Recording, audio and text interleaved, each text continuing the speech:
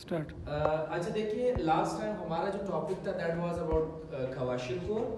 बिल्कुल उसी से लिंक्ड एक और माल न्यूट्रिशन कंडीशन है जो कि मैरासिमस कहलाया जाता है।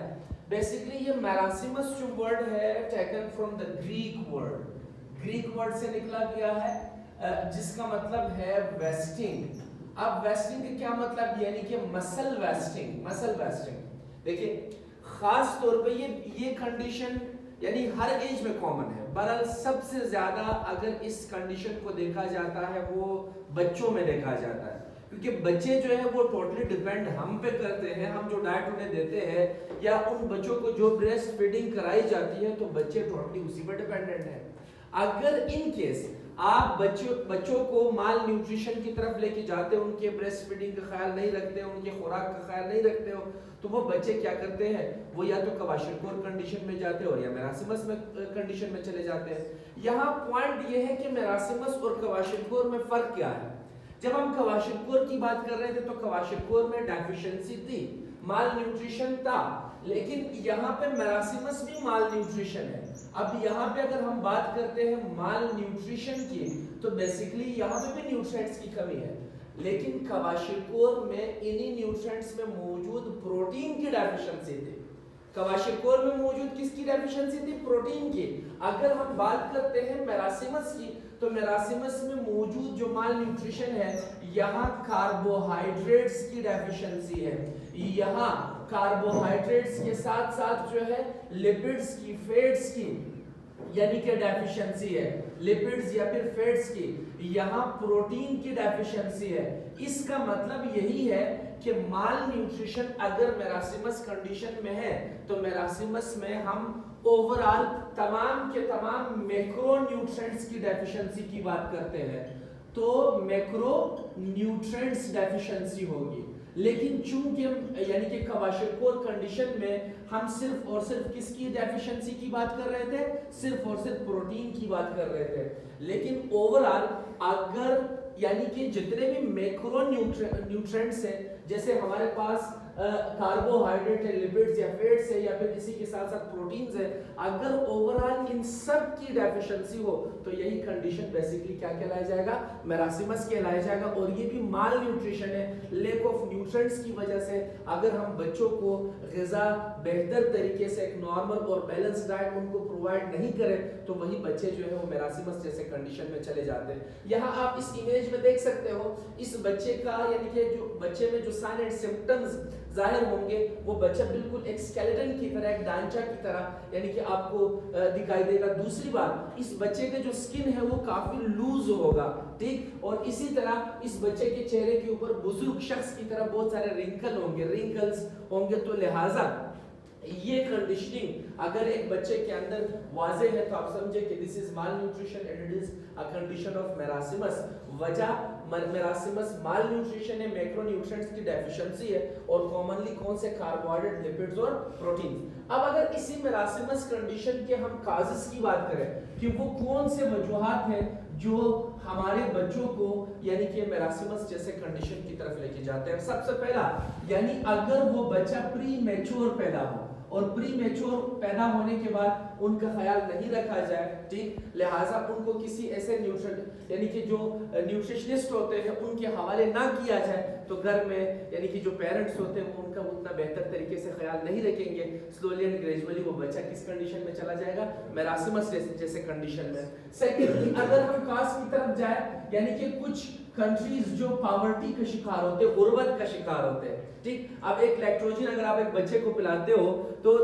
उसकी कीमत जो है वो 800-900 तक, और वो भी जस्ट एक बच्चा अगर 2-3 दिन तक ले तो वो बच्चे को सफिशिएंट नहीं है। तो लिहाजा सवाल ये है कि ऐसे इस पॉवर्टी की वजह से, इस गुर्बत की वजह से हमारे आसपास माशरे में जो लोग हैं वो यही यानी कि मिल्क या यही लैक्टोजन या यही फीडिंग उस बच्चे को नहीं करा सकते, जिसकी वजह से बच्चे के अंदर आहिस्ता आहिस्ता यानी यही मैक्रो न्यूट्रिएंट्स डेफिशिएंसी होती जाएगी, और यही मैक्रो न्यूट्रिएंट्स डेफिशिएंसी जो है वो उसे यानी कि माल न्यूट्रिशन यानी मैरासिमस कंडीशन की तरफ लेके जा सकते हैं। फर्दरमोर अगर देखा जाए, कुछ इन्फेक्शियस कंडीशन भी होते हैं। इन्फेक्शियस कंडीशन यानी अगर एक बच्चे को क्रॉनिक क्रॉनिक डिजीज हो, लाइक क्रॉनिक उन्हें डायरिया है, तो इस क्रॉनिक डायरिया की वजह से अब एक दिन नहीं यानी कि रोजाना यही डायरिया चलती जा रही है, तो बच्चे के अंदर क्या होगा, डिहाइड्रेशन काज होगा, बच्चे में मौजूद पानी का लेवल कम हो जाएगा, यानी कि इलेक्ट्रोलाइट्स इम्बैलेंस रहेंगे, इलेक्ट्रोलाइट्स लेवल कम होता जाएगा और बच्चे के अंदर इन्हीं मैक्रोन्यूट्रिएंट्स की कमी होती जाएगी,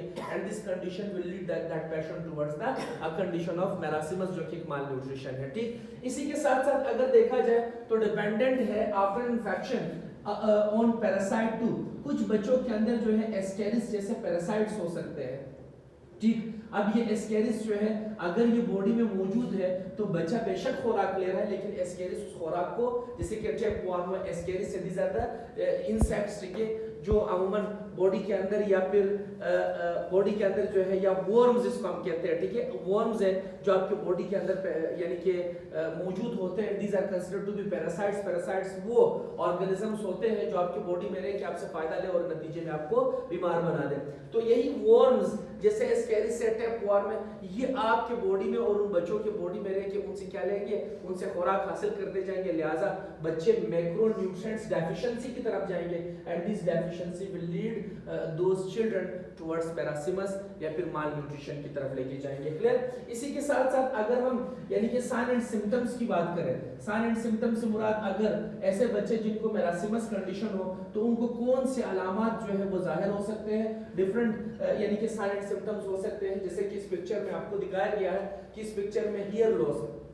ठीक, बच्चे का सबसे पहला जो सिम्टम है that he will look like a skeleton, वो ढांचे की तरह दिखेगा। आप इस ढांचे को देख लो, बिल्कुल ये बच्चा जो है आपको ढांचे की शक्ल में, उनके सारे बोन्स जो है वो प्रोमिनेंट होंगे, प्रोमिनेंट बोन्स यानी उनकी जो हड्डियां है वो बिल्कुल प्रोमिनेंट होंगे, प्रोमिनेंट बोन्स। ठीक, इसी के साथ साथ बच्चे में हेयर लॉस, बच्चे के अंदर जो है वो बाल लॉस होने की तरफ चले जाएंगे। ठीक है, ओल्ड पर्सन्स फेस यानी बच्चे का जो चेहरा होगा वो बिल्कुल एक बुजुर्ग शख्स की तरह होगा, वजह उनमें मौजूद रिंकल्स बनने शुरू हो जाएंगे। ठीक है, सो रिंकल्ड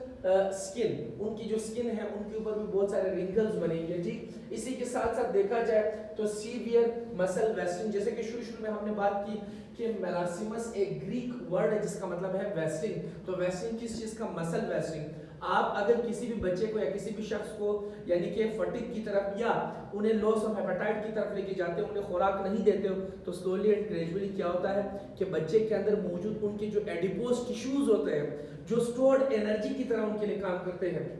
यानी उनके अंदर डिग्रेडेशन मेटाबॉलिज्म होती जाएगी, उनकी तोड़फोड़ होगी और वही बच्चे को एनर्जी देते जाएंगे। एक वक्त ऐसे आएगा जब वो एडिपोज टिश्यूज भी खत्म हो जाए तो फिर बच्चे के मसल्स जो है वो क्या हो जाते हैं, वो वेस्ट होने शुरू हो जाते हैं, मसल्स खत्म होने शुरू हो जाते हैं, उनके सिर्फ बोन्स रहना शुरू यानी कि दिखाई देना शुरू हो जाता है। तो ये कंडीशन बेसिकली मेरासिमस है जिसमें एक बच्चे के एडिपोज टिश्यूज तो खत्म है, अब मसल्स भी वेस्टिंग की तरफ जा रहा है। तो लफ्ज मेरासिमस जो है ग्रीक वर्ड है जिसका मतलब है मसल वेस्टिंग, लेकिन ये मसल वेस्टिंग तक हम किस तरह जा सकते हैं, अगर हम एक बच्चे को लॉस ऑफ हेपेटाइट की तरफ लेके जाए, उनको खुराक ना देते जाए, तो एडिपोज टिश्यूज खत्म होने के साथ साथ उनके मसल्स जो है वो भी वेस्ट होते जाएंगे। This condition is basically known as malnutrition या फिर मेरासिमस कहलाया जाएगा। ठीक, फर्दरमोर तो ये सारे वो साइन एंड सिम्टम्स है, जैसे कि हियर लॉस है, old person face, and these are the symptoms which could be seen in this picture too. इसके बाद अगर हम कॉम्प्लिकेशंस की तरफ जाए, अगर हम कॉम्प्लिकेशंस की तरफ जाए कि वो कौन से मुश्किलात हो सकते हैं जो एक मेरासिमस जैसे पेशेंट को यानी कि उसमें हो सकते हैं, मजीद मुश्किलात की तरफ वो मेरासिमस वाला पेशेंट जो है वो जा सकता है, तो बेसिकली ये भी हाइपोथर्मिया में जा सकता है, ये अपने बॉडी टेम्परेचर को कंट्रोल और रेगुलेट नहीं कर सकता, ये डिहाइड्रेशन में जा सकता है, और डिहाइड्रेशन की वजह से जब जिसम में पानी और इलेक्ट्रोलाइट्स की कमी हो जाएगी तो यही पेशेंट जो है वो डिहाइड्रेशन के साथ साथ हाइपोटेंशन में चले जाएंगे, हाइपोटेंशन में, और यही हाइपोटेंशन वाला कंडीशन जो है वो इन एक कोमा स्टेट या फिर अनकॉन्शियस स्टेट या फिर यानी कि डेथ की तरफ, मौत की तरफ, यही कंडीशन इनको लेके जा सकते हैं। ठीक, अगर हमने इस कंडीशन को टेस्ट करना हो, so how could we test it,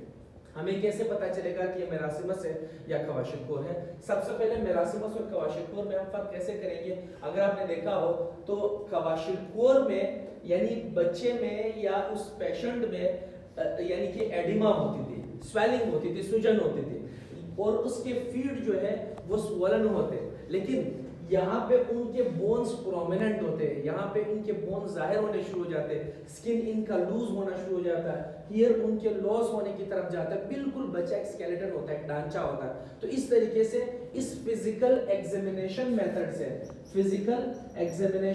से हम दोनों में फर्क कर सकते हैं और हम आपको ये बता सकते हैं कि आपका पेशेंट जो है या आपका बच्चा जो है वो मेरासिमस कंडीशन में है, ठीक है। फर्दर मोर हम लैब एनालिसिस भी कर सकते हैं जिसके जरिए हम मालूम कर सकते हैं। And what would be the treatment plan या फिर मैनेजमेंट प्लान, यानी इस कंडीशन को हम ट्रीट या मैनेज कैसे करेंगे। अगर डिहाइड्रेशन है तो आप सबसे पहले उस बच्चे को रिहाइड्रेट करो, ठीक, रिहाइड्रेट करो। रिहाइड्रेशन के बाद जब बच्चे की जिस्म में पानी की कमी पूरी होती जाएगी, पानी की कमी नहीं रहेगी या फ्लूइड की कमी नहीं रहेगी, इलेक्ट्रोलाइट बैलेंस रहेगा, अब आप क्या करो, बच्चे को फीडिंग करा दो। फीडिंग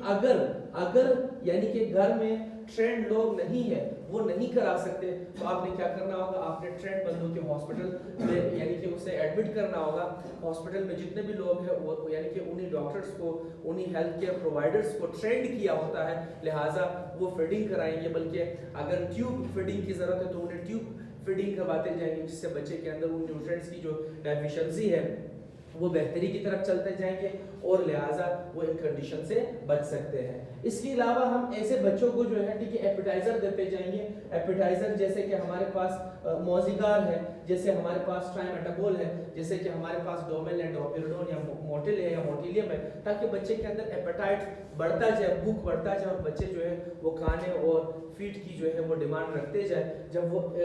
डिमांड रखेंगे, वो खाते ज्यादा जाते जाएंगे, तो लिहाजा वो मेरासिमस या क्वाशियोकोर जैसे कंडीशनिंग से बचते जाएंगे, ठीक है। तो इसी के साथ साथ यानी हम बच्चों को जो न्यूट्रिएंट्स उनको जरूरत है, अगर विटामिन डी की जरूरत है so will move for vitamin D2, हम उन्हें विटामिन डी देंगे ताकि उनके बोन्स जो है वो स्ट्रांग रहे और उनके बॉडी में मौजूद जो डेफिशिएंसी है वो डेफिशिएंसी ना रहे और वो मेरासिमस जैसे कंडीशनिंग से बचता रहे। अगर कोई इंफेक्शियस डिजीज है तो हम उन्हें एंटीबायोटिक की तरफ लेके जाए, उन इंफेक्शियस डिजीज से उन्हें दूरी की तरफ लेके जाए ताकि हम उसे ट्रीट कर सके। इसके अलावा अगर एस्केरिस या दूसरे वर्म्स उनकी बॉडी में है तो हम उन वर्म्स को, उस एस्केरिस को, जैसे कि हम जेंटल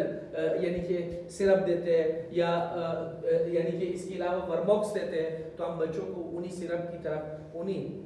अगर बड़े हैं तो उन्हीं टैबलेट की तरफ हम उनको लेके जाए ताकि इस कंडीशन से हम उन्हें बचा सके। जब मेन रूट हम यानी कि दूरी की तरफ लेके जाएंगे तो पेशेंट जो है वो माल न्यूट्रिशन से बचते जाएंगे। तो बिल्कुल उसी तरीके से जैसे कि क्वाशियोकोर था, मेरासिमस भी आपके सामने है, लेकिन दोनों में फर्क यही है कि मेरासिमस कंडीशन में ऑल मैक्रोन्यूट्रिएंट्स डेफिशिएंट होते हैं, उनकी कमी होती है, ठीक है। तो यहाँ तक आपका मेरासिमस जो कंडीशन है वो कंप्लीट हो जाता है। If you have any problem till here so may ask, अगर नहीं सो फिर फर्दर मोर हम आगे की तरफ चलते हैं जी।